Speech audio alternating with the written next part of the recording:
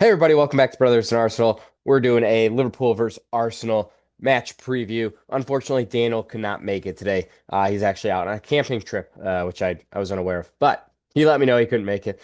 Unfortunately, we couldn't combine throughout the week, sadly. But hopefully our schedules will, maybe start to align or we'll figure it out over the next couple weeks here and get it sorted out. But I wanted to hop on and make a match preview for Liverpool versus Arsenal at Anfield tomorrow.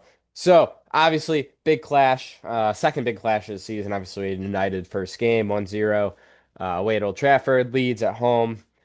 Great performance there. And now Liverpool. So tough start to the season, as we all know, but kind of fun. It's kind of fun just getting right into it, right? So as far as tomorrow's game goes, I just want to start really quick with, quick injury updates. So obviously, Bukayo Saka, as we all know, is out injured.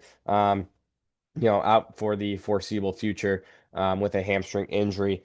Unfortunately, that's unfortunately that happened, right? That's all I can say. It happened. Hopefully we have enough cover. I mean, it seems like we do, right? We got Madueke, we go on the right. We got Nwaneri who can play off the right. Um, we have Max Dahman who can play off the right. So hopefully we can sort that out um, and be okay, right?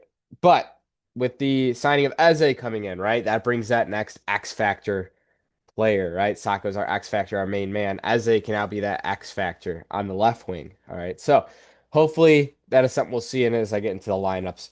I think you'll see what I have in store there. But as far as Arsenal, currently Bukayo Saka out injured is the only main injury. Odegaard is possible concerns he could not play with that potential shoulder injury he had against Leeds. But again, he got hurt, got back up, came back on the field, played a little bit longer. So I expect him to be fit. I expect him to play. So I'm not too concerned about that. And then Trossard fitness is a concern right now, so he may not be available. Potentially maybe on the bench, is what reports I'm seeing right now. As far as Liverpool, the only players that are currently out, Frimpong Art, Jeremy Frimpong, their new right back signing, is out. McAllister is potentially going to be making a comeback to the team, and Bradley likely available as well. So it'll be interesting to see what they do over at right back. They could play Connor Bradley. They could stick with Shabazai playing at right back. If they do stick with Shabazai, personally, I think we need to have Aze and maybe a Calafiori there. So we can have that overlap Calafiori, Aze kind of cutting in on the inside on Shabazai. But with Connor Bradley potentially being fit, I think they might throw him back in the lineup, push Shabazai back in the midfield, which changes my whole prediction or what I'm looking for in the team, which I can dive into really quick here. So, as far as our defense, pretty solid back line we have, right? We have a lot of options. For this game, obviously Raya and net. I would go Timber at left back. I'd go Gabby Saliba in the middle, obviously, and then I'd go Ben White on the right side. Timber at left back, obviously, would be going up against Mo Salah. He is probably one of our best individual defenders. So I would stick him on that side. Um, and then, like I said, with Bradley being potentially fit to play, I think they'll probably start Bradley. I won't be looking for Calafiori to make those overlapping runs on the left side because obviously, well, sorry, we'll get to this. Hold on. I have Eze playing at the left wing spot, which I'll explain that whole right now. But Timber, mainly for the fact he's going up against Salah, right? One of our best defenders on the team. Zubimendi, Rice, Odegaard in the midfield. Again, I expect Odegaard to play. He came back on, played with that hurt shoulder for a little bit, then came off. We were winning pretty handsomely at the time, so I think precautionary to take him off, right? Um, so yeah, Zubimendi, Rice, Odegaard, Zubimendi, Rice playing that double pivot as we've seen them do pretty well so far. So I'm happy with that duo there. They seem to understand, one goes forward, one drops back, right? They have a good understanding of that. Hopefully they should, right? They're professionals.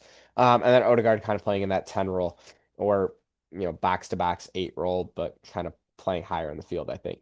Nwaneri, Gyökeres, Eze, right? So Saka's out with that right swing spot open. I'm not going to play Max Dahman right wing away at Anfield at 15 years old. No, not happening. Madueke, not that I don't think he can handle himself, but we don't need to throw him into the fire like that. Maybe as an X factor off the bench, right? Madueke off the right could be an option. Personally, just Nwaneri, I've seen him play off the right a few times for Arsenal. He's done a good job. He stepped in for Saka last year. I know what I'm going to get from him, right? Madueke is still a mystery, which could be good, right? Could be good throwing him in there against Liverpool. Obviously, played against him when he was at Chelsea, but in a different, completely different team here at Arsenal, right? But Nwaneri, I know what I'm going to get from him, right? And he knows the system really well. So I think Juan would be a good shout there. And he's a fantastic player, and him cutting it off the right onto his left, just like Saka does. Should be a nice smooth transition. And then Victor Gyökeres up top as well. So that's a given, right? So Timber as on the left side. That's the main change up there that I have currently. Like I said, with Bradley playing, Salah on the right, I want that one-on-one defending with Salah and Timber. I think he'll do a good job there. And with Eze, he can burn past Bradley, right? On the left wing. He can cut on his right.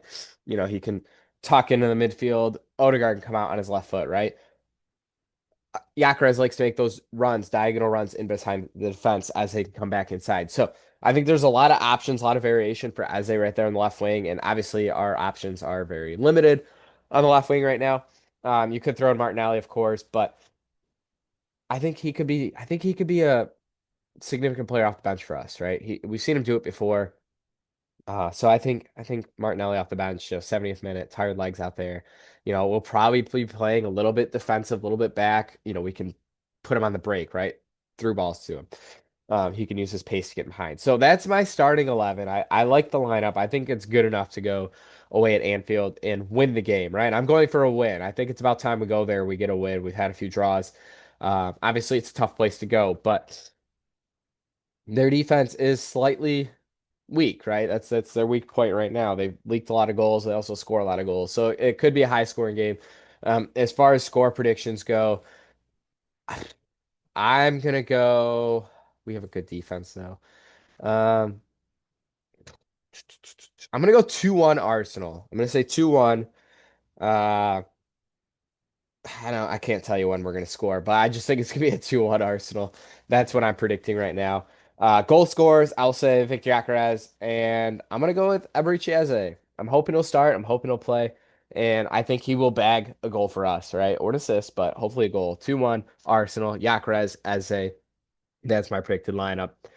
So I'll see you guys in the match, or not preview, match reaction. All right. Hopefully I'll be happy. Hopefully we'll all be happy, right? So as far as Arsenal Liverpool, 2-1 Arsenal, let's go Arsenal. Come on, you Gunners, right? See you guys in the next video.